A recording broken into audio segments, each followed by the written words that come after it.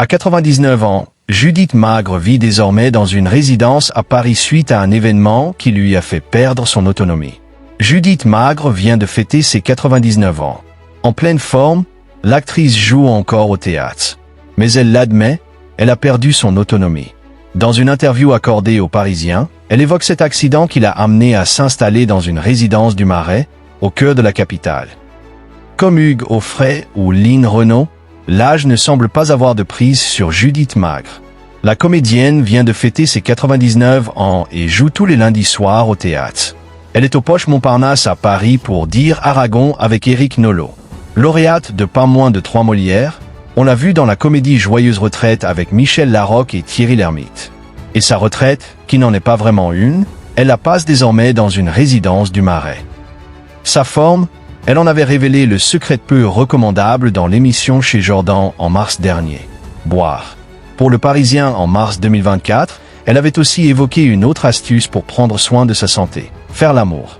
Et c'est pour le même journal qu'elle s'est confiée ce 21 novembre 2025 sur son manque d'autonomie. Car malgré son énergie débordante, elle regrette. L'âge, ça veut dire qu'on est vieux, moche, qu'on ne peut plus faire plein de choses. Cet accident qui a coûté cher à Judith Magre raconte les raisons de son arrivée dans un établissement spécialisé de la capitale.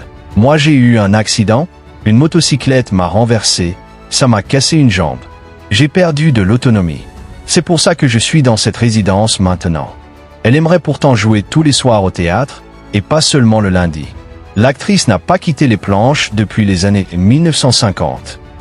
Et elle assure qu'elle pourrait encore performer au quotidien mais n'en a pas l'opportunité. Il pense qu'une pauvre vieille comme moi. Puis elle s'amuse et se reprend. Non, c'est leur programme qui veut ça. Ils sont totalement adorables avec moi. Une passionnée qui en voudrait toujours plus. La comédienne n'a pas eu d'enfants mais 6 frères et sœurs, et donc beaucoup de neveux et nièces. L'un de ses petits-neveux, premier de sa classe et joueur de rugby, a d'ailleurs l'honneur de figurer sur son fond d'écran de téléphone. Elle garde une autre photo, sur le secrétaire près de son lit raconte le journaliste du Parisien. Celle de celui qui fut son mari de 1963 à 1971, le réalisateur Claude Lanzmann, disparu en 2018. Elle évoque leur relation tumultueuse. On s'est connus à 20 ans. Et je l'ai quitté. Toute sa famille m'en a voulu à mort. Il m'a récupéré 15 ans plus tard et j'en ai été très heureuse. Judith Magre se souvient d'un homme très facile à vivre, avec qui elle se disputait seulement quand il jouait au stud poker.